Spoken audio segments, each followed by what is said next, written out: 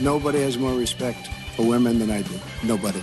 Hillary Clinton wants to abolish it, believe me. She wants to abolish our Second Amendment.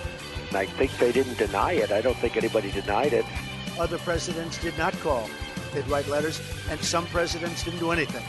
Many people have come out and said I'm right. You really do have to ask yourself, where does it stop? Hello and welcome to Fallacious Trump, the podcast where we use the insane ramblings of a shameless quisling to explain logical fallacies. I'm your host, Jim. And I'm your other host, Mark. A logical fallacy is an error in reasoning that results in bad or invalid arguments. And the logical fallacy we're looking at this week is the appeal to loyalty. Yeah, so loyalty's a big thing for Trump. Oh, God, yeah. He's very keen on people being loyal to him and not very keen on being loyal to other people.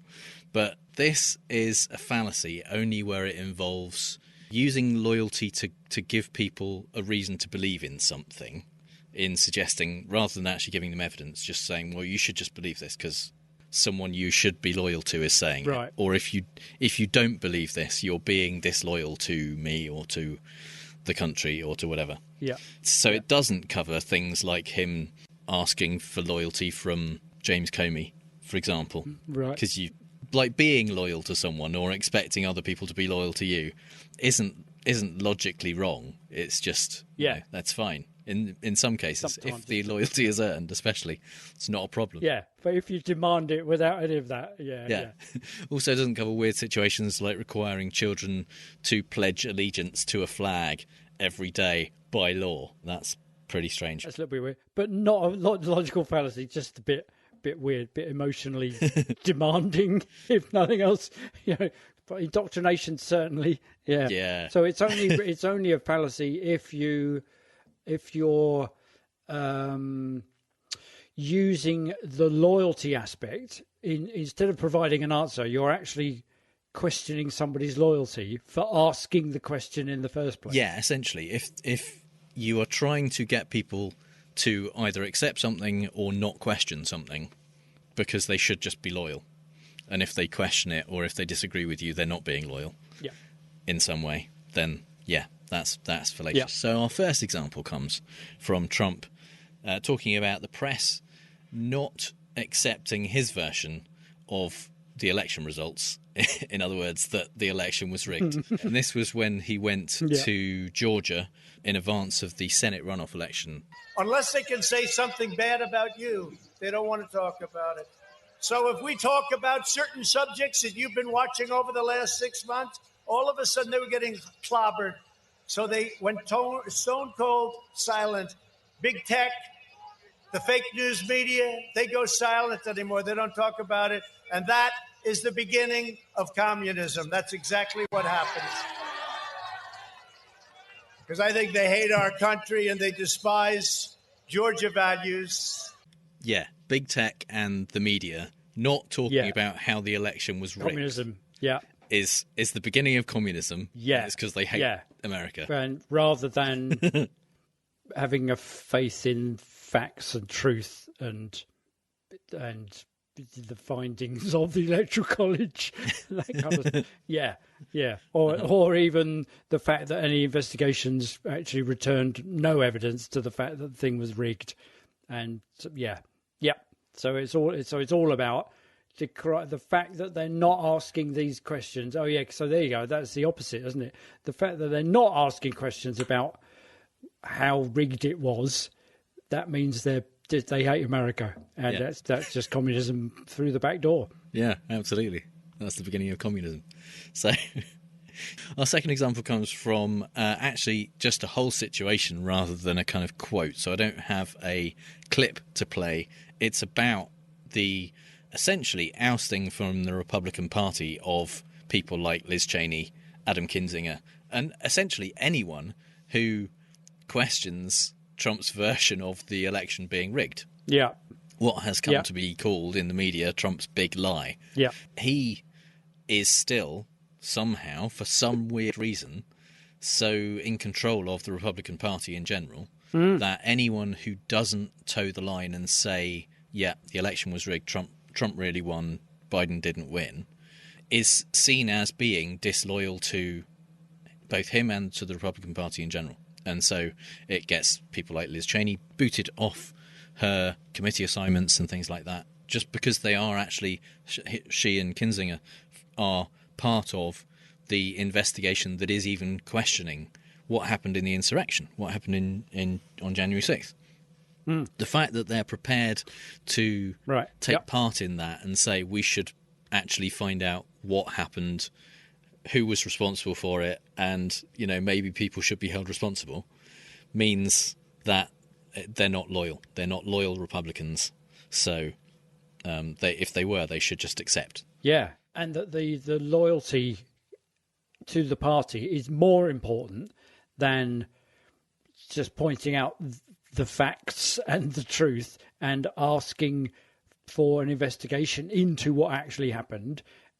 So just saying, actually, do you not agree that this was a terrible thing and we ought to look into how it could possibly happen and how do we stop it happening again, because what it does is bring our party into disrepute. That is less important than pretty much unquestioning loyalty in slavish faith of and devotion to Trump.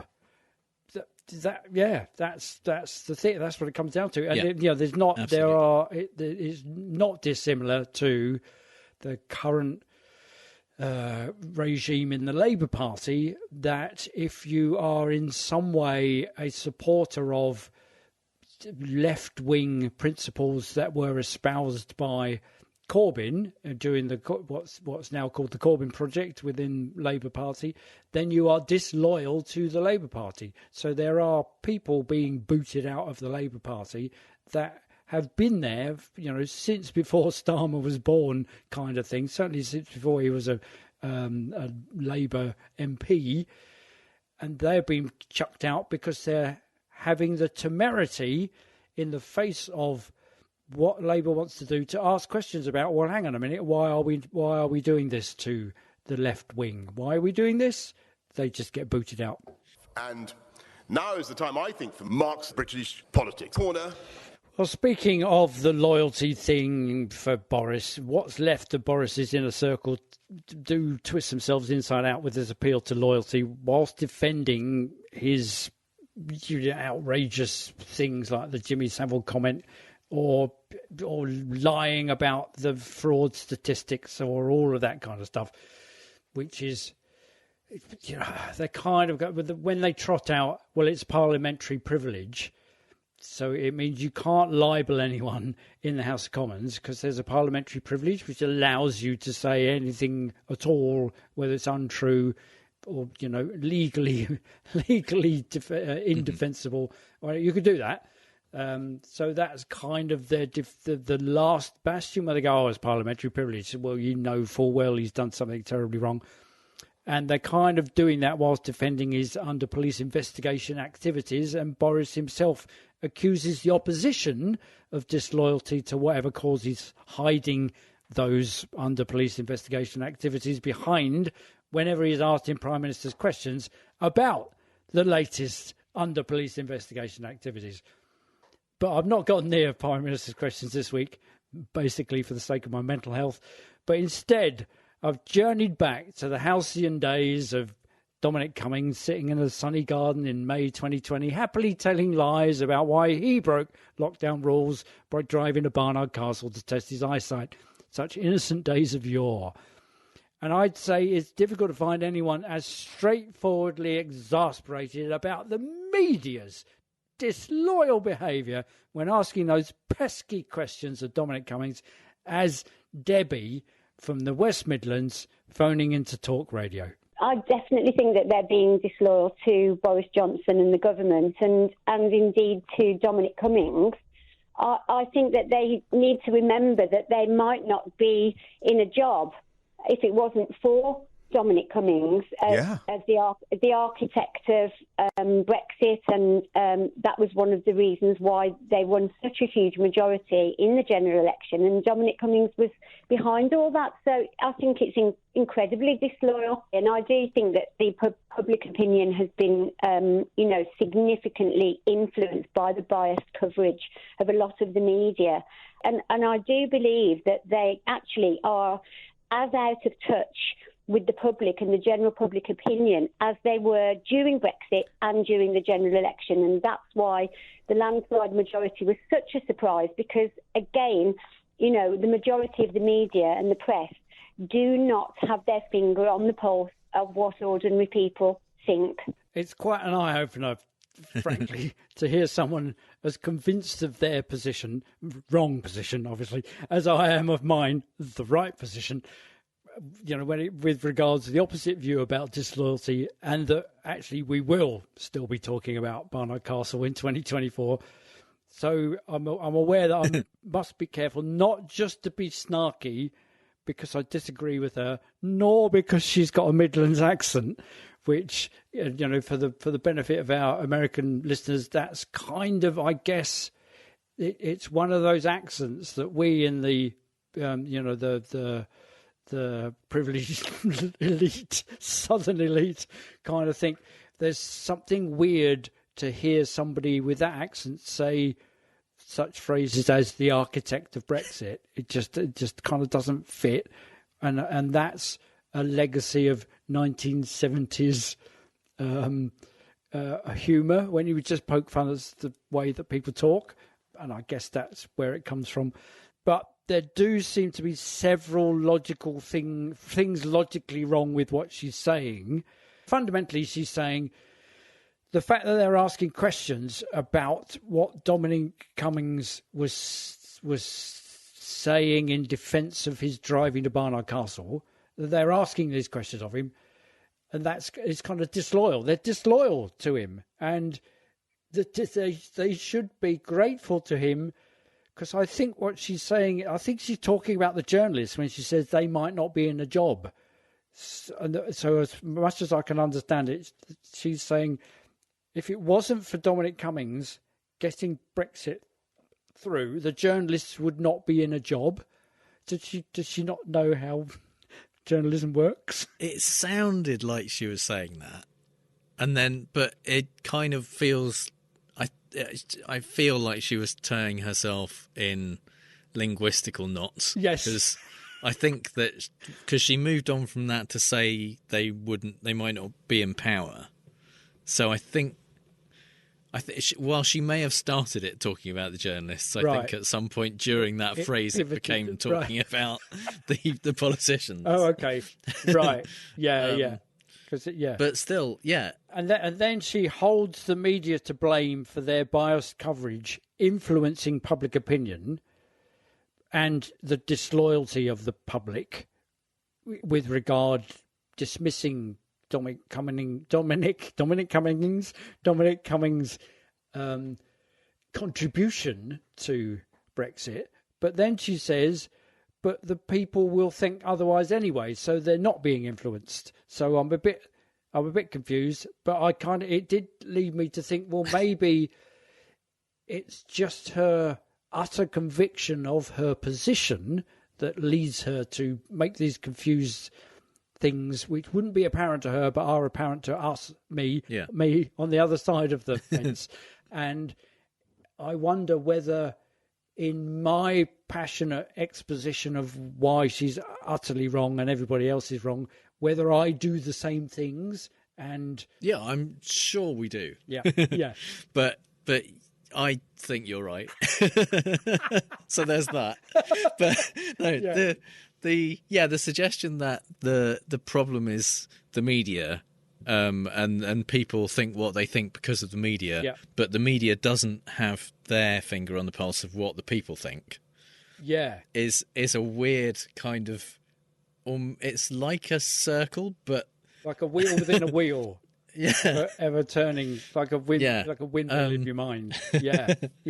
That was weird, but yeah, I think the fact is that even if she thinks the people whoever Dominic Cummings is responsible for them having a job because he got Brexit through, whoever that was, that doesn't mean that they should automatically believe clear, obvious nonsense that he's talking. I mean, it was utter bollocks. Utter shite. When he was saying he drove to a kind of beauty spot with his family to check his eyesight. Yeah, because it was much safer to do that there than it was to stay in London because he had COVID and he therefore sat in a car, which I think you'll agree is a closed space, quite small. 2 meters is not an option inside a car unless you're in a military Hummer, which he wasn't. You know, in the UK, the roads aren't big enough for cars. You know, we're not talking Cadillacs here. You know, you can't be 2 meters apart. So it was much safer to do that and then drive to Barnard Castle because his eyesight had been affected by COVID, which he then gave to them, than it was to stay in London and get some help. Yeah. You know, some so child the point care. is that when you are talking bollocks and someone questions that and says, hey, isn't that bollocks? Yeah. You don't get to say, well, you shouldn't question me because you owe me, you know, the fact that you've got a job. But exactly. But I don't think he did. I don't think he was doing. No, he did do that. That's essentially what she's doing by proxy. I know, and that's the scary thing. It's what it suddenly gives you is an insight into Trump acolytes, Trump devotees, Trump voters, that these people have bought the notion, A, that the media are influencing public opinion, and at the same time, B, that the public, that the media don't know what the public think. Yeah. But if they did influence them, they would know exactly what the public think. So they don't. And she's the kind of person that voted Boris in and continues to think he's doing a great job. Not unlike our fast forwarding to February 2022. Like now, yesterday, last week, and it's still happening in the same region of England. Stuart Anderson, who's kind of a new boy, I think he was in the new intake with Boris in 2019. He's a kind of Rottweiler. He's a real. If there are nasty pieces of work in the Tory party, he is one of them. He's a Conservative MP for Wolverhampton South West, and he recently, on the 28th of Feb, he quote-tweeted Ben Riley-Smith, who said, just out, Boris Johnson is going to Poland and Estonia tomorrow, showing solidarity with NATO member states. And Stuart Anderson, MP, quote-tweeted him, putting great leadership from Boris Johnson as he has shown throughout this tragic war. I think the tragic war will only be going like a day by then, but throughout the entire period of time. Yeah. James Mitchison, the Yorkshire Post editor, was quick to reply to Anderson, saying, well, he's shown nothing but contempt for the people of his own country repeatedly. Those in other countries cannot trust him if we cannot. And that came following Mitchison's paper reporting how the UK government's levelling up agenda, fairly hot on the heels of that, notwithstanding the really bad COVID response, but how the UK government's levelling up agenda would not do enough to actually aid the economies of the north of England's rural areas. To which tweet Anderson replied, would be great to see you acting as a journalist rather than an activist. So, and then various twats, understood exactly what's happening, that Anderson was calling anyone not loyally towing the Tory line, but stating contrary opinions, an activist, which it seems to me in the UK is fast becoming a derogatory term, and it's the same term the UK government is condemning Putin for using against the Ukrainians defending their independence. So this notion of an activist, if you disagree with the Tories, then you're an activist, which means you're a subversive, you're a seditionary, you're just basically it's communism. But if you're an activist in somewhere that we like, that's being oppressed by somebody that we don't, then that's a good thing. So yeah, there's kind of inconsistent comparison going on as well. So, for instance, Ant Walker, don't know whether that's his job or his name, says to all those in Wolverhampton South West, this is your MP telling a journalist not to hold MPs to account. And then Mark, not me, but at MH902011 902. No. 90210. No, 90211. Next door. Next door. Yeah, yeah. He says, would be great to see. Would be great. So he paraphrases it. Oh, I love that when people do that. They just paraphrase exactly what the previous twat twittered. Would be great to see you acting in the interest of the country instead of shilling for Johnson. So there's the notion that it's all about being loyal to the leader and denigrating anybody who isn't. And Mitchison himself replies, a Tory MP has just labelled me an activist because I reminded him of the Prime Minister's lies. The deceit as people died alone. They died alone because the PM decided as much while surrounding himself with drunken shenanigans. And I think James Mitchison is Scottish, so drunken shenanigans would sound great. Clinging to truth isn't activism, it's decency. And this is the same Stuart Anderson who defended Boris over yet another recently discovered law-breaking birthday celebration gathering, saying that Boris was ambushed by cake. Oh, it's that guy. Yes. It's the ambushed by cake guy. Yeah, yeah. Oh. Which, yeah. And I would quite like to be ambushed by cake. Yeah. Sign me up. Yeah, there you go. Yeah, yeah. And on the 25th of January, he further added marzipan icing to the appeal to loyalty in the House of Commons, saying that debating whether the Prime Minister did or did not break the law was wasting time. We're wasting time here, and every time the opposition call for for our Prime Minister to resign, does my right honourable friend agree that we're only strengthening Putin's hand and destabling negotiations? Definitely destabling negotiations. Destabling, yeah. That's the thing with being on the payroll of Russian oligarchs and being mates with the likes of Putin means he can really throw some massive dead cats into the room to disguise your woeful inadequacy as a Prime Minister. So they're saying, if you're asking questions, we're wasting our time asking whether our Prime Minister broke the law, because what that does is strengthen Putin's position. Do you think Putin gives a shit about Boris Johnson? No. Is Putin possibly a leader that's also breaking the law? What were they going to be doing? That's in that time. Yeah. If they weren't talking about whether Boris had broken the law. Yeah. How were they going to be using that time to weaken Putin? Yeah. yeah. Quite. Well, what they should have been doing in that time is being loyal to Boris and going, yes, what you're doing is fabulous, Bozza. Keep on going. It's time to move on from the fact that you broke the law whilst people were dying. Yeah, and you didn't give a shit, all that stuff. So which occurred to me that is the appeal to loyalty fundamentally a variation of you're either with us or against us. And it kind of it ignores the need to actually provide an answer. You're either with us or against us is a specific subset of the kind of black and white fallacy. Yeah. Either or. But it's kind of almost that there's a sort of Venn diagram overlap. Either with us or against us falls into both, I think, probably. Yeah.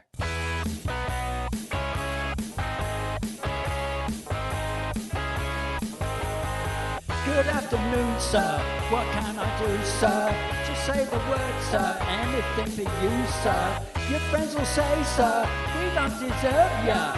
I disagree, sir. You're such a liar. I think of all the fallacies that you said. I wanna be disobedient. I lie awake, wondering where the sanity went. I wanna be disobedient.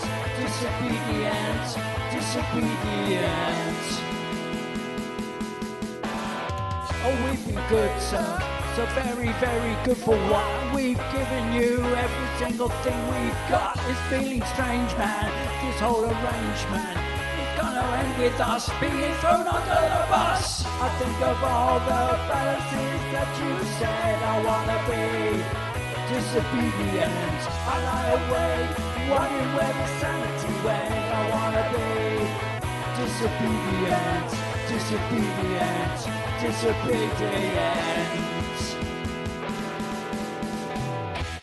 Steven Universe there with the song from the movie of the same name, Disobedience, which is a fantastic discovery. I'm going to try and persuade the Outbursts to cover that. It's great. It does sound exactly your kind of thing, actually. Yeah, exactly. Yeah. So, in the Fallacy of the Noir, we like to talk about the Fallacy of the Week from a non-political perspective, and our first example this week comes from The Simpsons.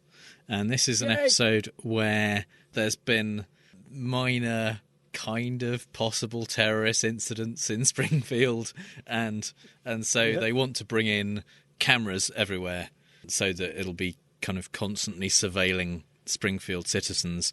Lisa is the only one who seems to have any problem with it at all, and they have a town meeting and take a vote. Now all in favor of these cameras, say cheese. Cheese! Those opposed, say I hate America. Oh. Motion carries. Putting that, if you don't want the cameras, you hate America, kind of into very clear relief there. Exactly. That's brilliant, isn't it? That's Trump. It's Trump's thing, isn't it? That we heard earlier. It's exactly that. Yeah. Because they're asking these questions, or because you're deciding that what we're doing is questionable, then they hate America, and that is communism. Yeah. He follows that up with a vote on whether they should have term limits for Springfield politicians. And if you're in favour, say, I have sex with animals. And that's the other thing. That's the other thing that kind of presages Trump's term in office, is that people will slavishly say what he's told them to say. That's the thing. Say, oh, I hate America. Why did she start? She's just stand. Lisa could just stand up and go, wait a minute. What you're doing there is, And our second example comes from an episode of MASH. And in this episode, Sidney Friedman, the army psychiatrist, points out a bit of an issue with requiring loyalty oaths from people. So in this episode, there is a soldier who has returned. He's a bombardier. He's in the hospital because he's recovering from injuries, but also he is claiming he is Jesus Christ. Okay. One of the people in charge of getting him back to bombing people is convinced that this is just a ploy, and he's just pretending. Right. And so when Sidney Freeman arrives to talk to him and find out what's going on with him and see if he needs treatment and all that kind of stuff, the colonel tries to get Friedman to agree to go his way. You just let one of those creeps get away with a phony messiah complex before you can say John the Baptist will be hip deep in sackcloth and ashes. We're not going to let that happen, are we? We're not? Well, we'll see. Then we'll know. Point of order, Dr. Friedman. Sidney Theodore, we won't see. As it happens, I know who you are. Is that right? Am I who I think I am? I've been doing a little digging, Dr. Friedman, with 2 E's. Your association with certain groups on the Attorney General's list of subversive organizations. Young Americans for a Lasting Peace, New York Alliance for Young Democrats, Doctors Progressive Conference. You're forgetting the Boy Scouts and the Psychiatrists Bowling League. Boy Scouts, it's funny, Friedman. Almost as funny as the fact that you never signed your loyalty oath. You know you can get busted right out of the service for that, don't you, Comrade Friedman? Oh, is that what I am? Why didn't you sign it? Just between the two of us, and whatever mic I might be talking into. Do you really believe if I were a communist, I'd hesitate for a second to sign a loyalty oath? Yeah. Nice. That's quite interesting, isn't it? Because he kind of thinks that the Boy Scouts is very funny, because the Boy Scouts is a very right-wing organisation. Well, it was founded by very right-wing people, so that's obviously doesn't fit into the thing. And I'm not sure about the Doctors Bowling League, but very right-wing, the Psychiatrists Bowling League. Yeah. Oh my God. Yeah. Can you imagine? Yeah. But so the suggestion is that you are not a loyal American, but you can prove your loyalty in a way to the point where I won't do anything about it. I won't cause you a problem by agreeing with me that this soldier just needs to get back to bombing people and is actually not a problem. So ignore the evidence, ignore your training as a psychiatrist and talking to him and everything else. Just go along with what I want, because that will show that you are not this disloyal person I'm painting you to be. Yep. And Friedman makes the excellent point at the end there that if you're genuinely a subversive, you are not going to hesitate to sign a loyalty oath, because that is going to mean that you get more into the kind of place where you can subvert stuff. Yes, exactly. Yeah. Well, it always amuses me when you go to, and I don't know where you are, it's been 10 years since I last went to America, but when you go in and they say, are you or have you ever been a member of the Communist Party? God, that's been a long time since you've been to America, hasn't it? It is, yeah. Yeah. Joe McCarthy was on the customs desk. Yeah. Well, you kind of think, well, it was asked in all seriousness, with a kind of level of naivety that doesn't countenance the idea that if you're a proper spy, then you would, of course, you would say no. Yeah. And they go, all right, then in you come. It's that kind of, crucifixion. No. Oh, really? Yeah, no, they said I could go free. But they still do at the airport ask, are there any illegal things in your bag? And stuff like that. Yeah, exactly. Are you carrying any explosives? And you just go, no. How many people do they catch? I know. That's the question. There must be a reason to keep asking that question of literally everyone. Yeah. There must occasionally be someone who goes, oh, I might have a grenade. It goes, yes. Oh, I mean, no. Oh, God, I'm so sorry. So they offer their wrists to get handcuffed to take it away. Yeah. So our final example in this section comes from 12 Angry Men, which we've featured before. We love it. I think we can assume the boy ran out in a state of panic after having just killed his father. When he finally calmed down, he realized he had left his knife there. This then depends on your definition of panic. He would have had to be calm enough to see to it that there were no fingerprints left on the knife. Now, where did this panic start and where did it end? Look, you voted guilty. What side are you on? I don't believe I have to be loyal to one side or the other. Nice. Yeah, exactly. So even if you have declared a side that you're on by voting in a particular way, that doesn't mean you have to stop asking questions or pointing things out. You don't then have to stop questioning anything that kind of endangers the points that your side is trying to make. There's like one side that you've identified yourself with at one point. Ideally, we should continue to ask questions, if anything more, of the people that we generally agree with. Exactly, yes. And actually, it would be the end of that film if they did do that, because that's the whole plot. Spoiler alert, if you've not seen it, what have you been doing? Heaven's sake, it's been out for nearly 100 years. Bloody watch the thing. So in a way, Friedman kind of counters it, and then that juror kind of counters it. That whole thing and Mitchison, the editor of the Yorkshire Post, counters it by just saying, well, it's not disloyal to. Loyalty has... Asking questions is how you get to the truth, not how you test loyalty. Yes, yeah. And in a way, they're two different things, because loyalty belongs to faith and belief, and questions belong to the realm of fact and knowledge. So they are... Yeah. They're not equivalent. It depends... Yeah, it depends how ideological you are, essentially. If you are so far in one direction that you don't question stuff, that you are not prepared to change your mind or listen to dissent, then you are being loyal to that position. But loyalty isn't always a virtue. Yeah, yes. Because it is sometimes, absolutely.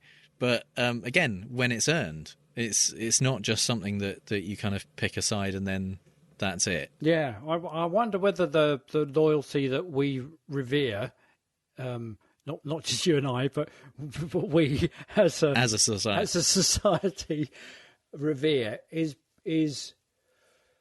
based on loyalty to people who are filled with integrity and truth and honesty and inquisitiveness and curiosity and seekers after the truth.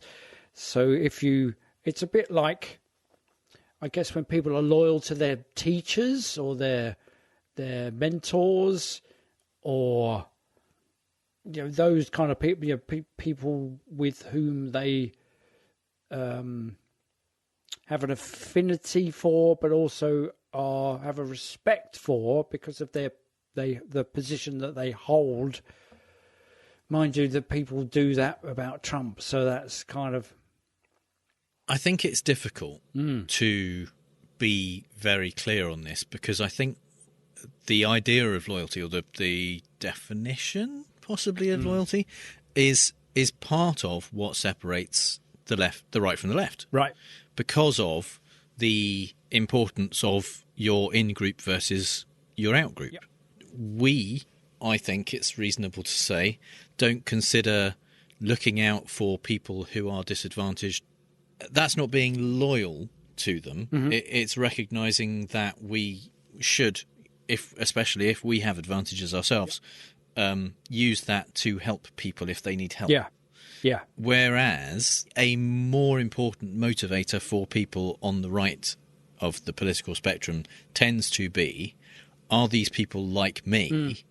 If they are worthy of my assistance. Yeah. If they're not, I am less inclined to do something about it. Yeah. And that side of it is about loyalty. It's about feeling loyal to people who are like you in some way, whether it's people who believe the same things as you do, or look the same as you do, or have similar amount of money as you do, or however you split it up. Yeah. They're in a group that you are part of as well, and therefore loyalty to that group means agreeing with them or helping those people. Yeah, so it's actually loyalty to one's own group, one's in group, isn't it? Whereas I think that loyalty that we might revere more, rather than society, but the left part of society, is more, people who have given you a reason to be loyal. Yes, whether it's your, family or mentor or that kind of thing. Yeah. People who have done something that you think, okay, they've earned my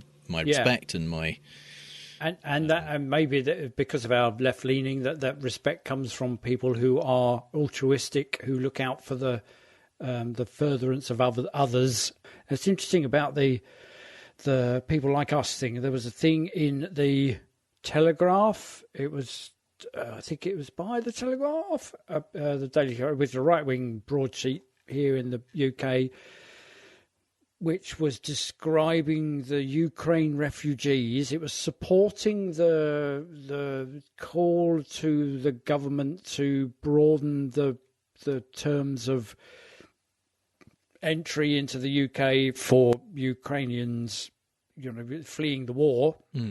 And they described them. They said they're people like us. Yeah. They are civilized like we are. So they're in a way they're so, which is it's kind of weirdly racist, but it's also you can see what they're doing. They're struggling to make those people who are Telegraph readers recognise that these people are are just as much of our in group as anybody else. They are like us. Yeah, they are. Yeah, just this isn't the kind of people you'd expect to be having to flee war zones, like the people you're thinking of right now. Yeah, the people who have a billion missing refugees now. This is people who wear white. Kind of clothes like you wear and drive English. cars like they you. They go to university. They drive cars like us. They have Teslas. They're doctors. Yeah. There's very much a part of that, and that's bad. Yeah, because in a way, if it gets people to help them, there's good parts to it, but I don't agree with it. Yeah. But and I think also that is why the right sees people on the left as unpatriotic and disloyal and all of that kind of stuff, is because they are looking at loyalty and patriotism with their definition of it. Yeah. And saying, well, you're not favouring people who are like you. Yes. You're favouring people who need help. Yeah. You're not favouring your kind of people. So So you'll be disloyal to. You should be you should be making the people who are like you the most important ones in your life. Yeah. You are. What are you even doing? Yeah. That seems to be Maybe I'm completely mischaracterizing it, but from what I've observed, that seems to be a significant difference. Yeah, it's that kind of tribal and non-tribal kind of thing, isn't it? Yeah. So we're gonna play fake news, folks. I love the game. It's a great game. I understand the game as well as anybody. Yes, it's time for Fake News, the game where I read out 3 Trump quotes, 2 of which are real and 1 I made up, and Mark has to figure out which one is fake news. Frankly, if you don't believe that I can win this for you, then that's just the height of poor gamesmanship, and you're denying me the principles of fair play. Yep, that's fair. Yeah. So our examples this week come from a call from Trump to Fox, right? As he seems to be doing on a weekly basis at the moment. They must be running out of content. I mean, surely there's a fucking war on. Yeah, no, surely they've got enough content. Part of what he called up for to talk to Maria Bartiromo again was about what a terrible job that Biden is doing with the war and how it wouldn't have happened if he was president and all of that kind of stuff. Yeah. But in amongst all of that, he also started talking about climate change for some reason, because, he just rambles. Yeah. And she listened. And so these are some of the things he said. Do you think he has a list of bullet points? I mean, in more sophisticated areas, they would be called talking points, and they would kind of brief you, Bartlett would have been briefed. Go, here are the talking points. Just talk about there's these 3 things. Just stick to those. But they just. No, I'm pretty sure he doesn't. Yeah, and it's just kind of randomly coming in a kind of. It's like a Zen exercise where you sit there and you breathe in for 4 seconds and out for 5, and you just let thoughts come into your mind, and then you pay them no attention and let them go out. Yeah, again. He doesn't let thoughts come into his mind at all. No, it's just these. No, I think if he was given talking points or even bullet points, they would swap them out occasionally, surely. Yeah. Whereas he just says the same stuff all the time. the same old. Yeah. So these were all about climate and about basically how America is doing everything and other countries aren't pulling their weight on climate. Statement number 1. The only thing he can do, this Biden, the only thing he can do is just say sorry about it with the climate hoax. Sorry about it. Look, this climate situation is killing our country, and I know it's politically not correct because people don't understand it, and they don't. But I understood it. We had the best air, the best water, the best everything else, and not destroying our businesses. This is killing our country. Okay. So, statement number 2. That's a bit. Hang on. That's a bit of a reversal of things, isn't it? Are you not just being contrary there, Trump? Yeah. Okay. Statement number 2. Yeah. None of them partake in cleaning the climate. They laugh at us. How stupid we are. We clean the climate, and then their air flows to us from Asia, just like all their garbage flows to us through the Pacific Ocean. You ever see what happens in Los Angeles where hundreds and thousands of tons of China garbage is floating? Yeah. The tides bring it right in, so we have nice clean water, and you're not allowed to put your toe in the water. What the fuck? Okay, yeah. Cleaning the climate, right. Partake in, right. We're cleaning the climate. Would you like to partake in? Okay. All right. Statement number 3. The whole climate thing is a joke. Germany is laughing at us. They make the windmills, and it's a process that is very, very bad, just terrible for the environment. And they don't use them because they know they don't work. They just sell them to us so that we can kill our birds. We're wasting so much money sending it to Germany just to have more dead birds than anyone's ever seen. It's crazy. Is that why they do it? Okay. Okay, so at one point he's saying, okay, we got the best air because what we're doing is responding to the climate stuff. The climate hoax. Yeah, and we're cleaning our climate, and yet we're being laughed at by Germany because we're having these things that kill birds. Oh, not the bird killing thing, okay. If only Mythbusters were still going on, they could just go... Yeah, they could do a whole series on fact-checking Trump, couldn't they? Let's just put up a windmill and throw birds at it and see how many die. Okay, right. Okay, but I really, really like partaking in cleaning the climate. And Okay, so yeah, and I can sense myself being pulled into that one. I go, oh yeah, that's a good one. I'll have that one. Okay, right. Well, I think best air, best water. See, okay. Well, I'm a bit suspicious of the birds thing because that's a bird, the same old killing the birds thing. But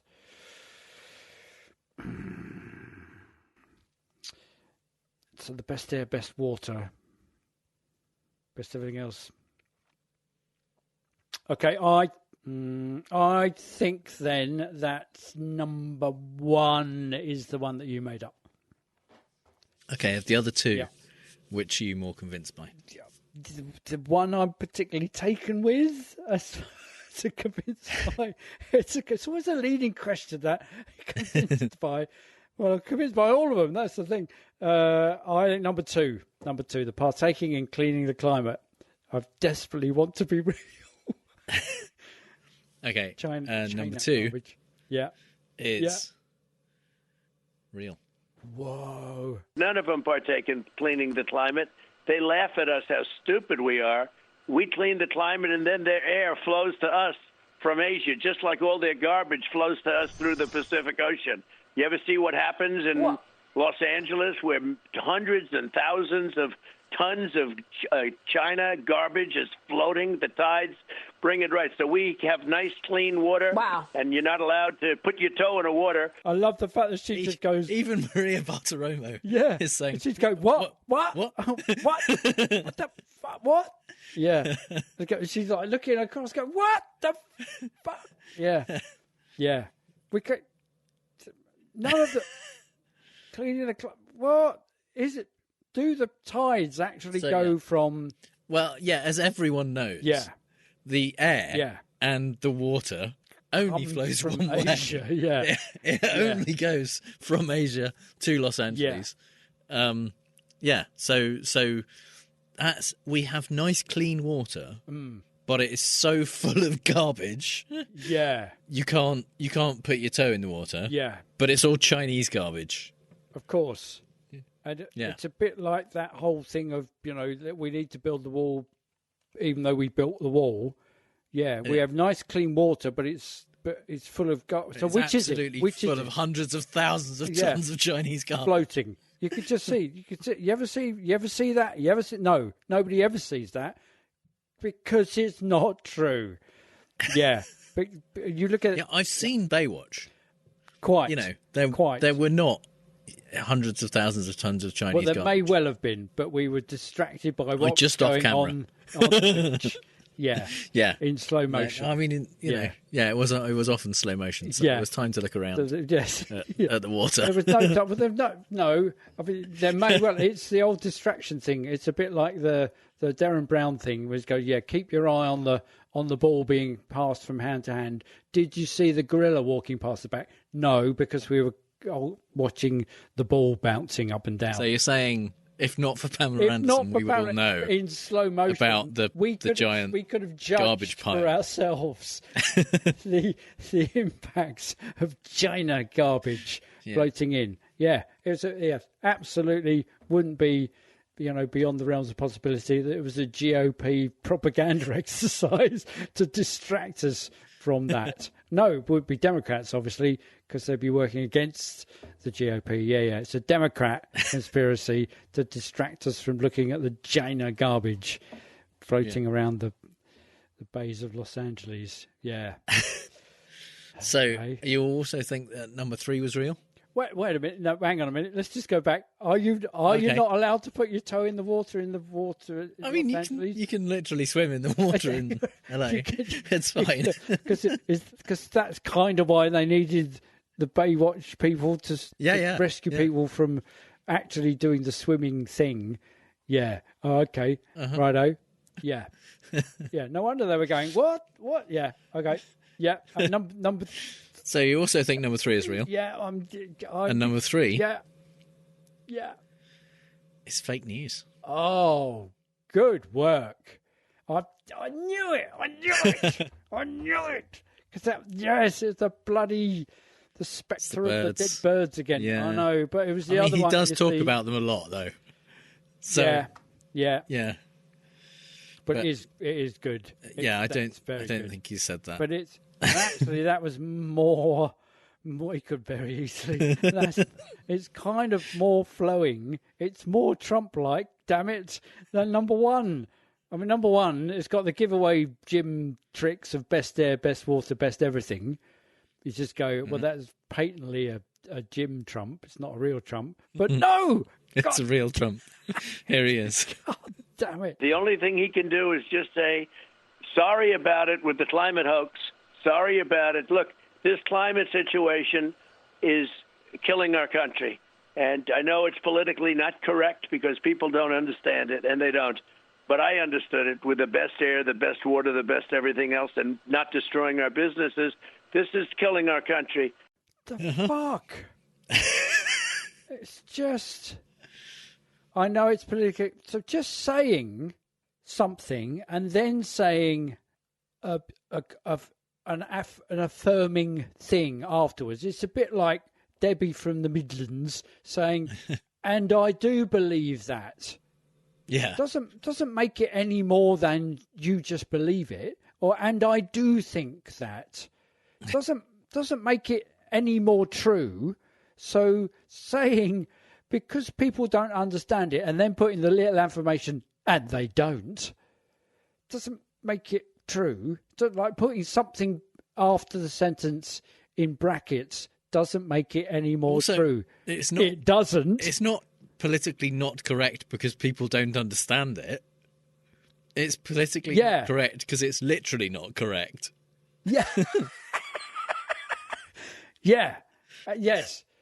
What he's trying to say is it's politically incorrect, isn't he? He's trying to say it's politically correct to say that climate change is a hoax and we've actually got the best of everything except for the hundreds of thousands of tons of Chinese garbage in Los Angeles. Quite. We've got the best air, the best water, except for in Los Angeles, and the fact that the air flows from Asia, so it stinks.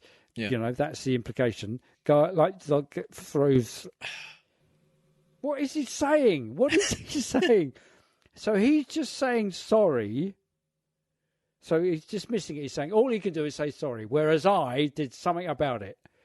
What did he do about it? Did he dismiss it as a hoax? And therefore... We pulled out the Paris Climate Accord. Right, yeah. He did that. So, yeah. So, but he rolled back regulations on various environmental things that Obama put in place. And we had the best air and the best water and the best everything else, and then I did all that and ruined it. Yeah. And it's politically incorrect to say that I was good at doing that. And literally incorrect. Or good in doing that. Yeah. Yeah. Yes. Oh, my God. My God. Why does anyone give him any kind of cachet at all? And then, why has he got any credence and current? He's basically what the GOP is worth. This is their currency. Their currency is Trump, isn't it? They're going. Lots of people like him. They will vote him in. We can get into power. That's it. That's all it is. They don't give a shit about serving anybody, just like Boris's government doesn't. They will say anything they need to say to have people vote them in so that they can be in. Yeah. That's it. And then they can just talk shit about what they did when they were in. He did none of these things. He did all of the things he talks about. He did none of them. Mostly what he did was lie in his pocket. Uh-huh. And other people.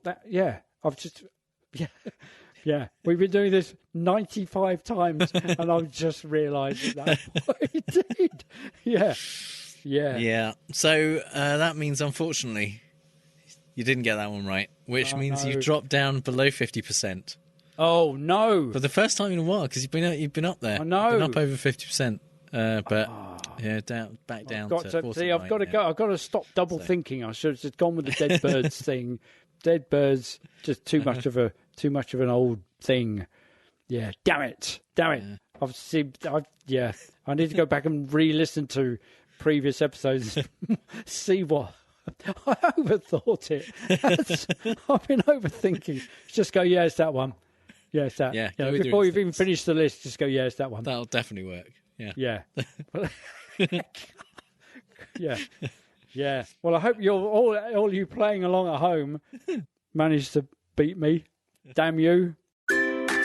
My name is Eric Gray, and I'm the host of the podcast Dumb People with Terrible Ideas, where I exhaustively research a single subject, explain it in under 20 minutes, while providing particularly playful puns peppered with poop jokes. What is trickle-down economics, you might ask? What is wrong with FM radio? Why does Rudy Giuliani look like that? Dumb People with Terrible Ideas is available wherever you get your podcasts, and it leans left. It's feverishly funny, ferociously factual, and filled with fast-moving nonfiction info narrated as if the movie trailer guy got a PhD and then went to open mic night at the Comedy Store. Check out my podcast, Dumb People with Terrible Ideas. The only podcast that makes dumb people learn and smart people laugh.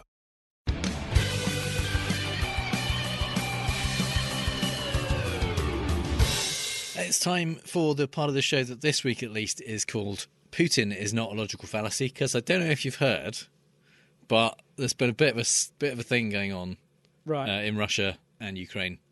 And Americans are split on who to root for. Right. Is it along party lines, do you think? It's largely, yeah. Yeah. Yeah. Yeah. There's some agreement Yeah. that the enormous military nuclear power that is attacking a sovereign nation for no reason at all is bad. Other than a bit of Lebensraum. Yeah. But that has not been universally expressed. There have been a number of people who, even if they are generally saying this war is bad and shouldn't happen, are basically saying Putin is great and should win and we like him. Because, I mean, this is the appeal to loyalty thing. Yeah. And again, in terms of in-groups and out-groups, he's a rich, white, homophobic, misogynist, racist, so... You know, if you identify with that, then, you're going to think, it's kind of ironic, isn't it? Because there's this mythical spectre of communism, and I wonder if, it wouldn't surprise me if the label of communist is levelled against people who are within the in-group on the right, who are saying this is a bad thing. They might level the label communist against them. This is where communism came from. Yeah. So there's this historical... I mean, it's not a communist country by any means at all. Any means necessary. By any means at all. It's a fascistic capitalist country run by billionaire oligarchs. Yeah, you might want to point that out to Alabama Republican Senator Tommy Tuberville. Right. He was explaining why Putin needs to attack Ukraine. Mm-hmm. He said he can't feed his people. It's a communist country, so he can't feed his people. So they need more farmland. Okay. So there you Apart go. from the fact that Russia itself is the largest inhabited landmass on the planet. Yeah, apart from that. But they need a bit more because of communism. Right. Okay. Because communism doesn't work. You can't get enough food for everyone. So you need more land. So nothing to do with the utter imbalance between the rich and the poor. Yeah. So yeah. Okay. So right. you need to attack a country. Yeah. That's Tuberville's explanation. Yeah. For why I don't think he's a foreign policy expert, though. No. Guess what job he's going to get? Yeah. Yeah.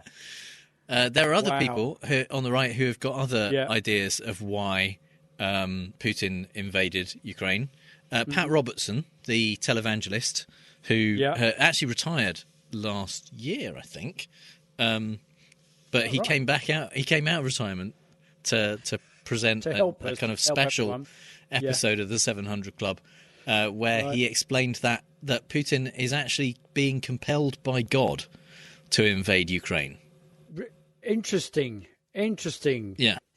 Another casualty of history, because one of the things in communist Russia, of which Putin is a son, did away entirely with religion. They kind of famously atheistic. Organization. Many things where there are those kind of Sputnik posters where they would send astronauts into space, and the posters come back as a picture of an astronaut, and it just says, "No God." But apparently, this is they're gearing up for the end times. That's why. So Ukraine isn't his kind of end goal. It is a staging area for an attack on Israel. Apparently, right. And so long way away. Yeah, it is, isn't it? Yeah. You think? Yeah. I mean, I suppose it's in the right direction. Kind of vaguely, slightly towards the middle. But so that's the way that he's choosing to go. Unencumbered by A, history, B, geography. He's come out of retirement to tell people to, if I'm presaging the end times. What you need to do is send some money. And I will ensure you're on the next ship. I mean, it's not the first time he's said that the end is imminent. Mm-hmm.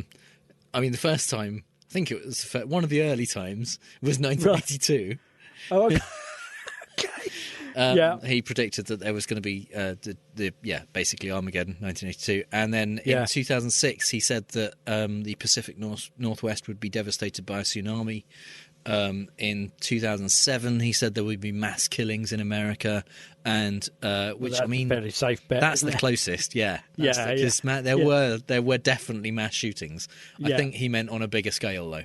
Okay, right. And he claimed that after Trump won re-election in 2020, an asteroid would destroy the Earth, which I think if it had, I mean, people would have welcomed it. Avoided then. Yeah.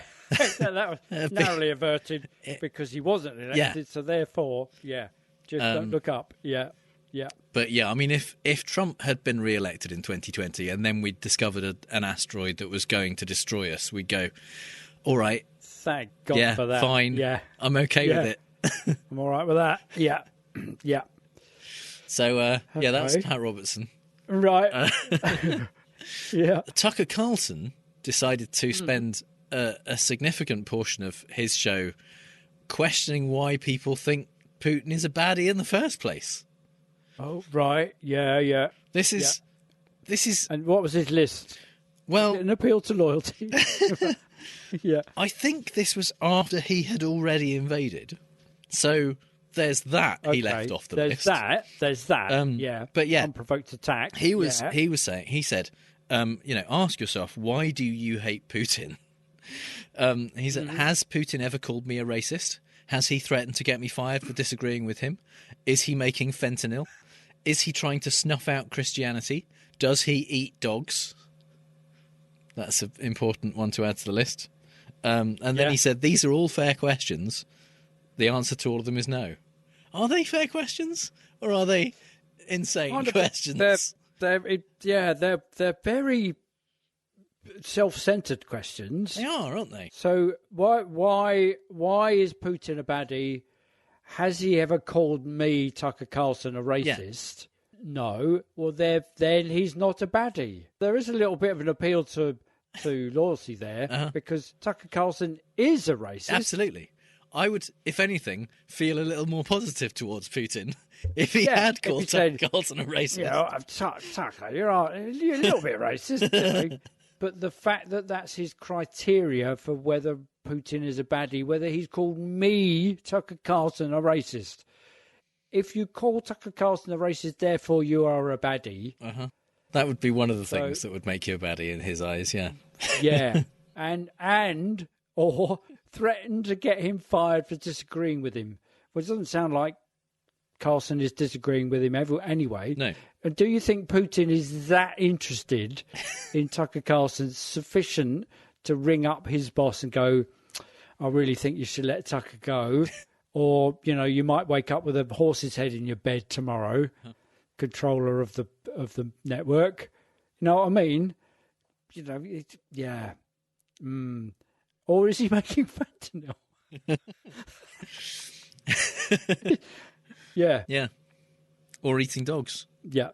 It's an eclectic list. He leaves off things off the list, which I feel are possibly more indicative of baddiness. Like poisoning your political opponents. Yeah. Yes. Or blowing up apartment buildings, calling it a Chechen uprising and then quelling it in order to be elected Prime Minister and then declaring yourself president for life. Yeah. Yeah, I think that's it's a little bit bad. It's on the spectrum towards the bad end. Yeah. It's on, of all of the if you put everything in a row, it's on the bad end. Yeah, it's towards the darker end. I mean, I think helping Trump get elected would be significant. A few steps further on. Yeah. Yeah. And yes, Putin himself claims claimed in the beginning that it wasn't, first of all, an invasion at all. No. Because actually, Ukraine isn't really a country anyway. The bits that he was sending in troops on like the first couple of days, that was just an independent area that isn't really even part of Ukraine, which isn't really a country, and it's kind of all part of Russia. And he was sending in peacekeeping troops. Yeah. And in order to recognise the anti-government insurgents. Yeah. And then he claimed when they started bombing the rest of the country that he was denazifying Ukraine because it was full of and run by Nazis. Yeah. Oddly skipping over the fact that Zelensky is Jewish and has family members that were killed in the Holocaust. Yeah. I think bombing the Holocaust memorial in Ukraine didn't help with claiming that he was denazifying. Denazifying it? No, I think that's probably the complete opposite of that. Yeah. That smacks of Nazifying rather than denazifying. And certainly American Nazis like Nick Fuentes are very much on Putin's side. Yeah. When he had a white nationalist convention in Florida last week, which was attended Is there any other kind in Florida? Right. By Marjorie Taylor Greene and Paul Gosar attended. Yeah, good white nationalists, yeah. Fuentes urged the crowd to applaud Russia and had them chanting Putin, Putin. Fucking hell. Yeah. They embrace the concept of Putin, and they're sufficiently far away to actually be isolated from what's actually happening.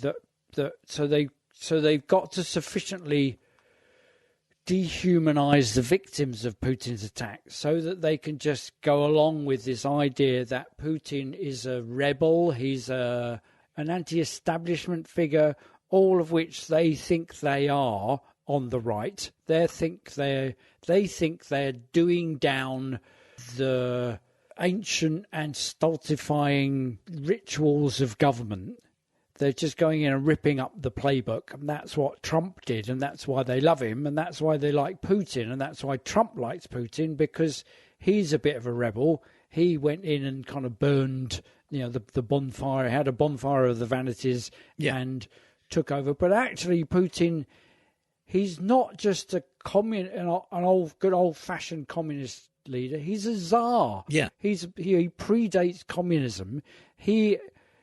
He wants to be an absolute ruler. He's the very worst. He's like the giant in 300.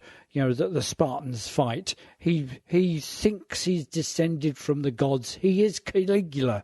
He's that kind of he can do nothing wrong, and anybody who gets in his way is worthless, and he can just tread on them. And if people object, he will just threaten to go nuclear and go, keep out of my war. This is nothing to do with you. These are worse than scum. I'm just going to eliminate them.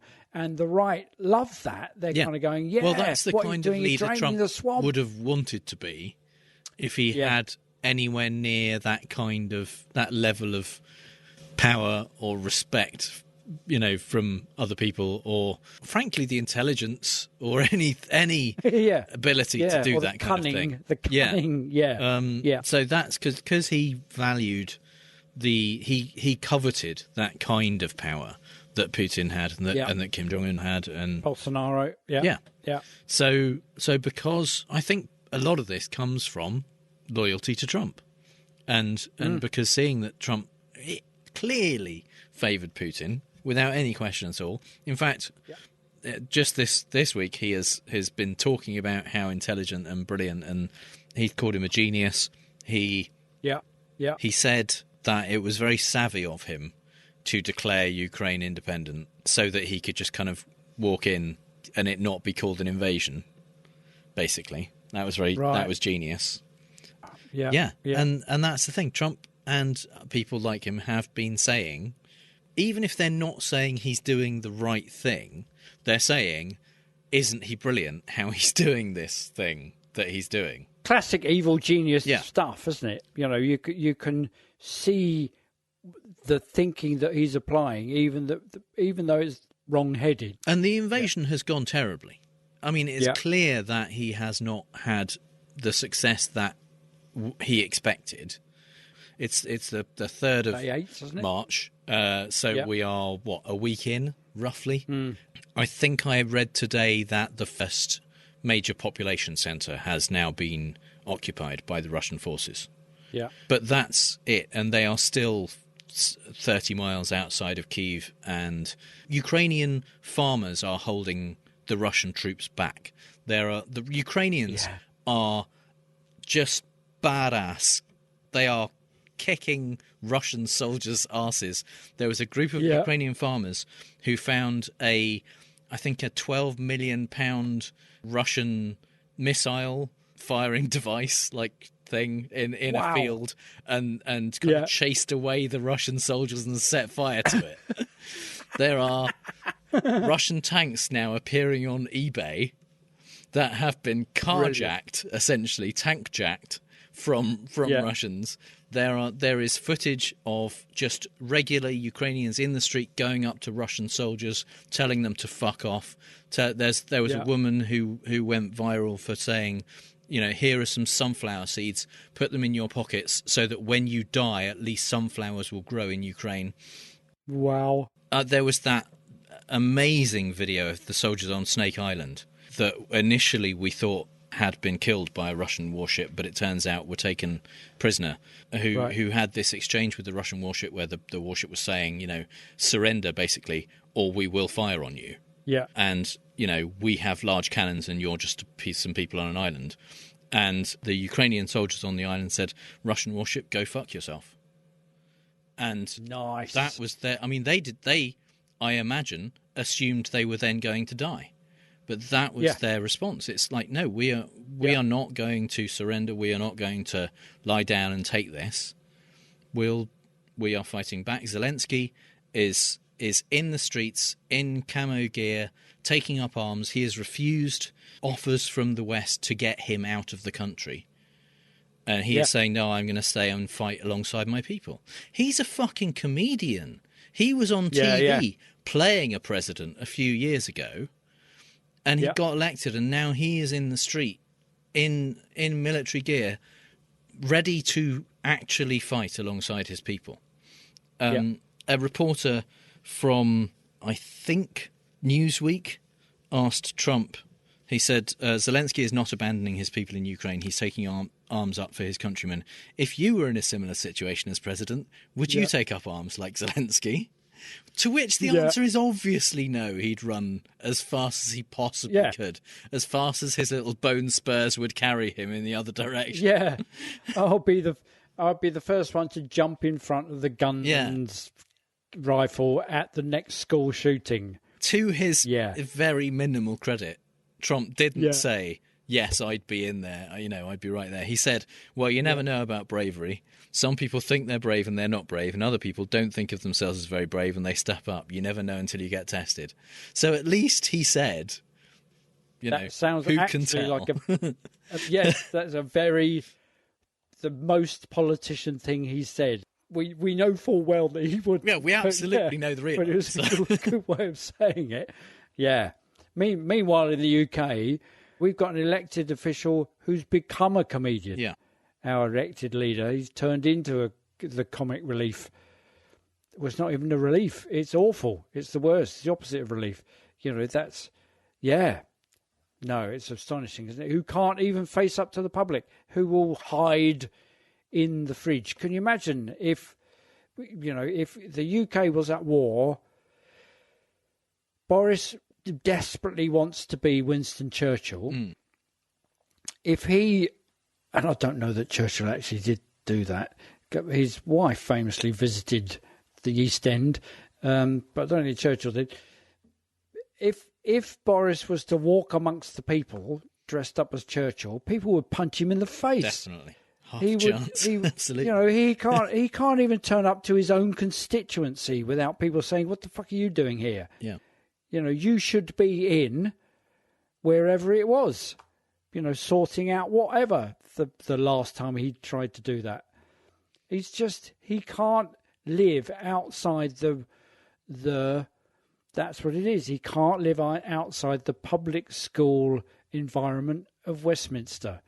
Anything other than that, if he's outside, he has to manage the environment that he's outside in. So it looks like he's doing what he's doing, but he can't. Whereas Zelensky, there is an absolute inspirational leader. He's the kind of guy that he is gifted loyalty from his people, and that's why they're fighting so fiercely.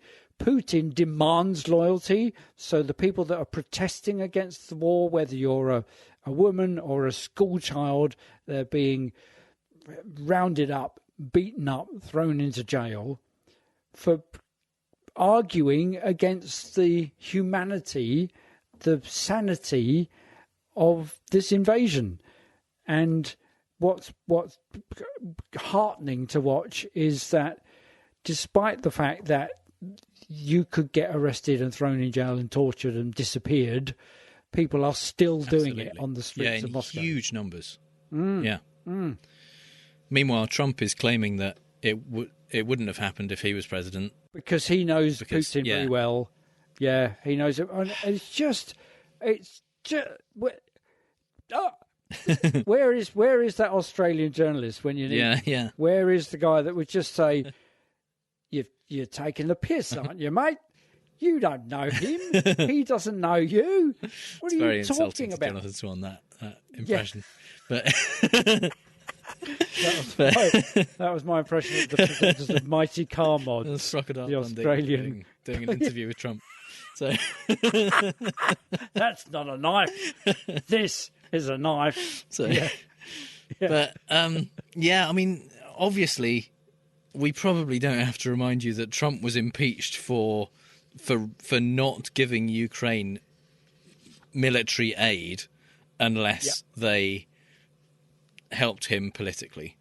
So it said nasty things about his opponent. And even now, even with that in such recent memory, Madison Cawthorn, alongside Representative Rosendale, who's another GOP congressman, have introduced bills to ban US aid going to Ukraine until the southern border with Mexico is fully secured. Because they are, that's a direct equivalent. Yeah, absolutely. Isn't it? So The Cawthorn's bill mandates that the number of armed force members deployed to Ukraine, which there aren't any, there are no US soldiers going to Ukraine, must be less than the number deployed to the Mexican border. So that should be reasonably easy. Send one to the Mexican border, you've done that. But they are specifically saying these people who are in trouble, who need support, need help. Now. We will not help them until we get something which is something we want. Because they're not like us. They're not people like us. Obviously that bill's not going to pass. It would be it would be insane. I mean, not that insane political things haven't happened recently, but it's it's not getting anywhere near. There are enough, even Republicans. There are enough Republicans, like wearing Ukraine pins, wearing yellow and blue, even at the State of the Union, and kind of saying out loud, "We stand with Ukraine." So so one can only hope that that this might herald a move away from Trumpist idolatry. It feels to me in this reaction you can see that there is a large number of the people in the Republican Party are worried about being the Republican Party rather than the Trump Party. Yeah, I mean, even Lindsey Graham has said that Trump was wrong to call Putin a genius. Wow. So, yeah. I mean, that doesn't mean that he won't be back to arse-licking shamelessly next week. But, you know, he's taking a short break from it, at least. So there's that. Yeah, he's getting his tongue retreaded or something. Yes, there's that. Yeah. And finally, some things we really don't have time to talk about. Betteridge's Law says that if you ask a question in a headline, the answer is almost always no. And that's why you'll never see the headline, "Is Tucker Carlson racist?" I feel like we don't even need examples to support this assertion, but another one presented itself this week, so we might as well. You see, Joe Biden announced his Supreme Court pick to replace retiring Justice Breyer, and as predicted on this very podcast a month ago, it's Ketanji Brown Jackson. Yes, you heard it here first, unless, of course, you heard it somewhere else first, since she was a pretty clear front-runner, to be honest. Tucker, who is the human equivalent of one of those psychic hotline ads that are legally required to say for entertainment purposes only, responded to the news by asking why Biden didn't use part of his State of the Union address to tell the American public what Judge Brown Jackson's LSAT scores were. Actually, he didn't call her Judge Brown Jackson, he called her Ketanji Brown Jackson, because when you're a massive racist misogynist, it's important to deliberately mispronounce the names of impressive women of colour. Apart from the fact that he made no such request of Gorsuch, Kavanaugh or Amy Coney Barrett, leaving us to wonder just what is different this time, it's kind of amazing that he went all the way back to the LSATs, the test you take to get into law school. Of course, questioning anything she's done since would have led to Carlson being buried under an avalanche of evidence of how incredibly qualified she is for the Supreme Court. So he had to go back to the early 90s to claim the fact we don't have her test scores from before she had had any legal training at all proves some kind of cover-up. When the reality is, her LSAT scores were probably pretty fucking good since she got into Harvard, unlike, say, Amy Coney Barrett. Yeah, let's go all the way back to when she was a toddler and say, right, pass your law exams now, could you? No, you failed them. Yeah, didn't even take them. There was a point at which she wasn't a lawyer, is what I'm saying. Yeah. Ironically, given that one interpretation of artificial intelligence is exactly what QAnon followers possess, linguistics researchers from France and Switzerland have used AI to interrogate the language used in Q posts to determine who dropped them. The two teams from the Swiss Orff Analytics and French Computational Linguistics, Florian Caffiero and Jean-Baptiste Comte. Something feels so right about linguistics being the preserve of countries with a potpourri of languages with names that you can't pronounce. Have determined that South African software developer Paul Ferber and message board operator Ron Watkins are most likely the men behind Q. Seemingly tired of the anonymity, Ron is now running for Congress, and both men, of course, speaking to the New York Times, denied being Q. "We all just started talking like him," said Ferber, adding, "He took over our lives, literally." Yeah, when you're speaking to the New York Times about research done by linguists, don't you think someone would be studying your cadence and timbre for hints of lies? Viewers of the HBO series Q Into the Storm, me, are all jumping up and down saying, "Yeah, told you so, but beware your cognitive biases, young man. The researchers only hold it to be about 90% accurate, tee-hee." But what it does, of course, with 90% accuracy is rule out Trump, Michael Flynn and Roger Stone as ever being Q. We await, of course, the QAnon's inevitable conspiracy theories explaining the findings. Back when the Supreme Court was a bit less religiously fanatical, we talked about the Masterpiece Cake Shop ruling in which a baker was allowed to be a bigot, but only in very specific circumstances. Well, they're back, and this time handmaiden Amy Coney Barrett is there too. The court has agreed to hear a case called 303 Creative versus Elanis. 303 Creative is a web design company run by a bigot named Laurie Smith, who doesn't design wedding websites. But if, in the future, she decides to start designing wedding websites, she wants to be able to refuse to make one for those icky same-sex couples. And since Colorado has laws against that kind of thing, she decided to sue the state to block enforcement of the law because she really, really doesn't want to, because Jesus. And as far as she's concerned, that should be enough. It wasn't enough for the lower courts, who ruled against her, but the sad thing is, with this Supreme Court, it probably will do just fine. So what point is she making? She kind of... I don't do this, but if I ever want to, I'm not going to, and I want to be able to... She's never been asked to do this, but if anyone ever asks, she wants to be able to say no. Fuck off! She wants the Supreme Court of America to tell her that she can tell gay people to fuck off if they want a website from her. When they wouldn't ask one from her because that's not what she does. Nobody's forcing you to do Nobody that. wants one of your shitty websites. No, nobody's forcing you to do it. Just shut up. Were you thinking of visiting friends in Washington last January 6th? And whilst there, take in a little breaking and entering or joining in an illegal insurrectionist assault on government buildings? Of course, if you were, you took care not to incriminate yourself by purchasing anything online with your bank card, like, say, a vintage Texas flag, or maybe a patch for the back of your helmet from right-wing fascist rioters' go-to decorative merch site, oathkeepers.org. And of course, if you're going to park locally and pay by card, at least get the whole day ticket. No point in alerting the authorities. Of course, if your name is Jeffrey Schuff, you're also going to do more and be as inconspicuous as possible in the process of shoulder charging the line of Capitol Hill police and climbing through a shattered window by definitely not wearing a really bright tan pleather jacket that Starsky's pal Hutch might balk at. And that guy knew Huggy Bear. And this is where the fun really starts. Forget revenge porn. Some 4 months later, a week after she broke up with him, Schuff's ex-girlfriend confirmed to the FBI that suspect #TexasPleather was indeed Schuff, in response to a tipster identifying him and his Hutch jacket on the Be on the Lookout posters.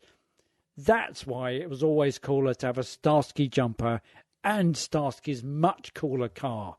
No one would ever break up with you then, you idiot.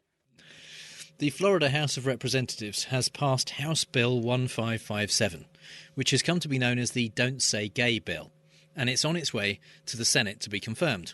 The bill essentially requires schools to out any students to their parents who they discover are gender non-conforming or simply not straight, and it prohibits any discussion in school about sexuality or gender before third grade, or, quote, in a manner that is not age-appropriate or developmentally appropriate for students in accordance with state standards. But just to be clear, those are Florida state standards, so it's almost as bad as it could be. I say almost because if a proposed amendment to the bill hadn't been withdrawn last month, it would have actually been worse. Yes, worse than a bill that only exists to make life harder for LGBTQ+ youth. Representative Joe Harding wanted to put a 6-week time limit on the school outing kids and I swear I'm not making this up, specifically require that outing to occur even in cases where the school expected it would result in abuse, abandonment or neglect. What?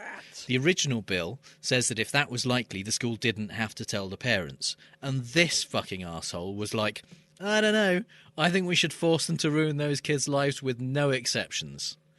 To be clear, even without that, it's still really fucking bad, and it's almost certainly going to pass. Fuck. Why don't they have in places like the Florida House of Representatives? I'm reasonably sure we can't legally say that. Why don't they? I'm only asking. I'm definitely cutting this out. There's no way this is making the edit. It's just a question. Just asking questions. Yeah. Just I think this question should be asked. Jesus Christ. Speaking of definitely not Q psychopathic Prince Charles lookalike Roger Stone, who has a bit of a history of hiring thugs for security. Well, hell, he is a hired thug, so, play to your strengths. Well, he's possibly moving one step closer to being nabbed by the feds for his part in fomenting the Capitol riots, since Joshua James, a member of the Oath Keepers, other right-wing fascist merch suppliers are available, has pleaded guilty to seditious conspiracy and obstruction of justice after communicating and congregating with several other keepers, or is that Oathers, before and during the riot. He was hired by Stone as his security on January the 5th and 6th, and in being the first to plead guilty to charges that carry a 20-year sentence, if other Capitol rioters are anything to go by, cooperating with the investigation is likely to be part of a plea deal. While Stone has not been charged in connection with the riots, James's guilty plea raises the prospect of a potent witness turning on key players in the violent insurrection. Sometimes those down-home homilies like, there's no honour amongst thieves, ought to be uppermost in your mind when hiring staff, eh? Makes you proud, boys, doesn't it? Ha, ha, ha. Biden gave his first real State of the Union address this week, and it was largely well received, even prompting a few bipartisan standing ovations. However, Marjorie Taylor Greene and Lauren Boebert were also there, and they decided to show the world exactly how classy they are by heckling Biden like Snooki and Jenny after a long drinking session at a comedy club. At one point, they tried and failed to get a chant going of Build the Wall, and MTG yelled something about women's sports while Biden talked about supporting transgender Americans.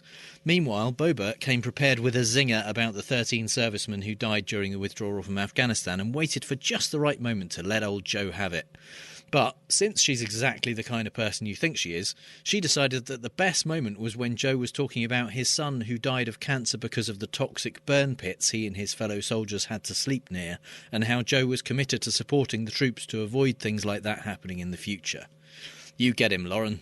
Meanwhile, in the UK, tone deaf when it comes to optics as usual. Tory MPs voted themselves a pay rise of £2,200 for 2021's dramatically increased duties, in the same week that home energy prices and personal tax levies went way up.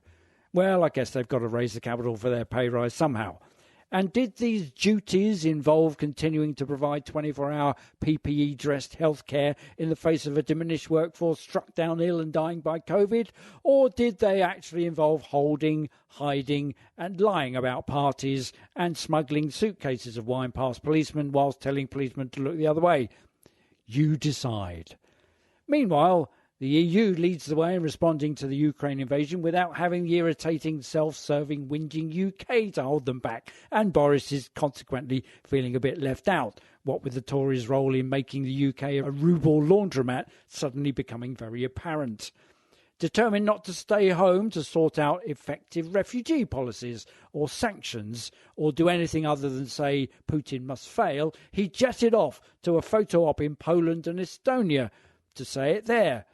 Mind you, it's not like he hasn't got form for this. He failed to attend an emergency defence meeting following the Russian Novichok poisonings in Salisbury in 2018 because he was in his foreign ministry office having a photo taken of him resigning from Theresa May's cabinet over her Brexit deal, the self-same deal he later used as oven ready to get elected as Prime Minister. In other news, rules don't seem to apply to the royals either. Prince Andrew sent £12 million to a woman he'd apparently never heard of. As someone else he doesn't know, I'm still deciding what to spend mine on.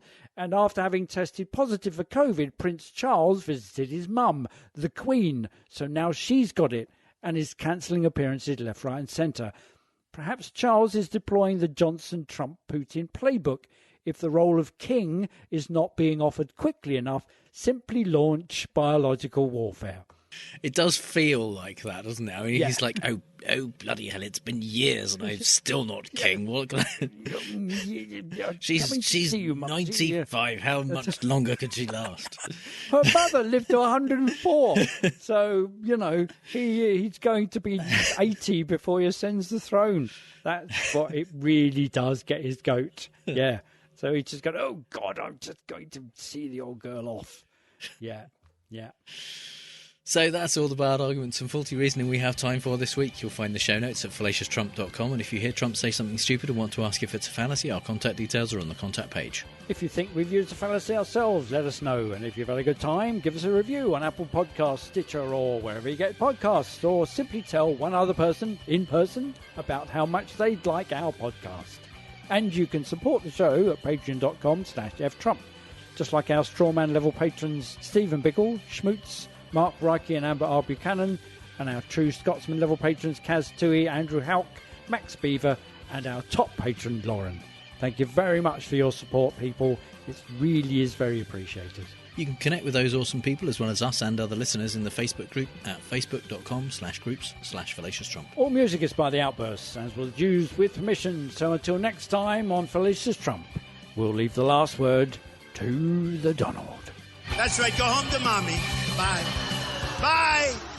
You decided not to do a South African accent for Paul Ferber, then I noticed. Yeah. No, that could do. Okay. Probably best. Yeah. Oi, we all started talking like him. He took over our lives, literally. Okay. Well, now I've got options, at least in the edit. You could drop that in. Yeah.